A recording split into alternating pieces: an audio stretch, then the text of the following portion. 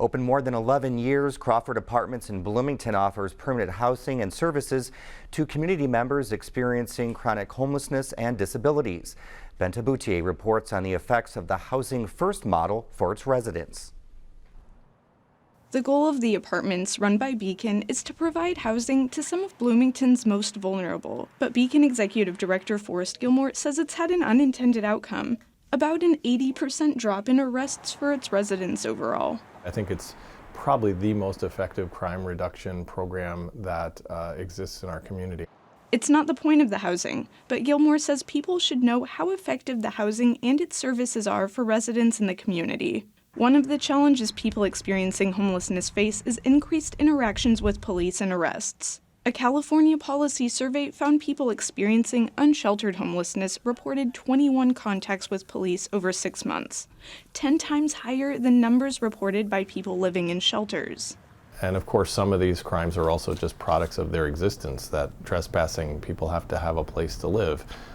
Petty theft people, are often struggling with just having enough to eat and to get by and things like that.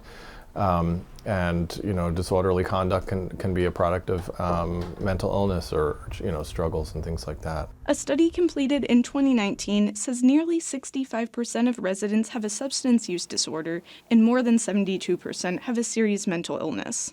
The 2019 study counts Crawford residents' arrest rates before and after moving in. The cumulative number of arrests for the 87 residents in the 2 years prior to moving in was 436. But after 18 months living in Crawford, arrest rates dropped to 0. Christopher George has lived in his apartment for 5 years. Before moving in, he was homeless for 7. He's an Army veteran and has a blood clotting disorder that caused him to lose his job. I mean, it can happen to anybody.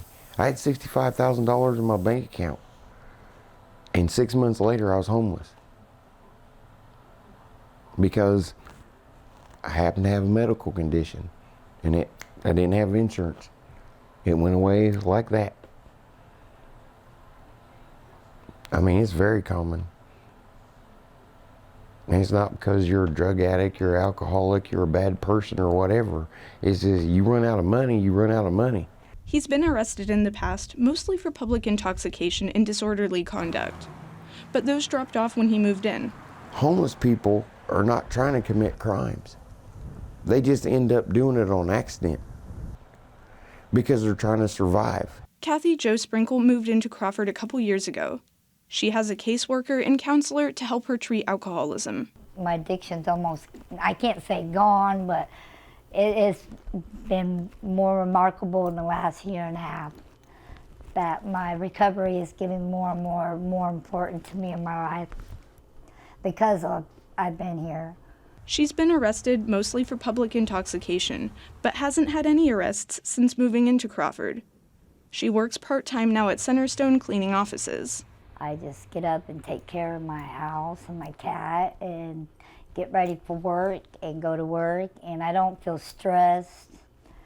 And this has been a good experience to be here. One of her favorite things is decorating her apartment. And they let me do whatever I like in my apartment, as long as it's reasonable, you know what I mean. Yeah. I love decorating. It makes me feel better. Danielle Sorden is the director of the Housing First programs for Beacon Inc. and says arrest rates are one measure of Housing First's effectiveness. She sees firsthand the emotional toll homelessness takes on her residents. I've had residents call themselves homeless after they moved in here 3 years ago. And I have to remind them they haven't actually been homeless for a very long time. Which is why once people move in, she just wants them to get used to their space and a routine. This adjustment period is reflected in the 2019 study, which says the arrest rate doesn't drop to 0 immediately. It takes about 6 months before they see a steady decline. George says even though his apartment was furnished, he slept on the floor for the first couple weeks. But it takes like 2 to 3 months to get to that situation where you realize that, hey, nobody's gonna pull the rug out from under you. This is legitimate. You have a place to stay, you're fine. And then when you exhale from that, it's awesome. For Indiana News Desk, I'm Benta Boutier. Crawford's 2 buildings accommodate 177 households, which is 226 people. Gilmore says they're hoping to add a 3rd building in the near future.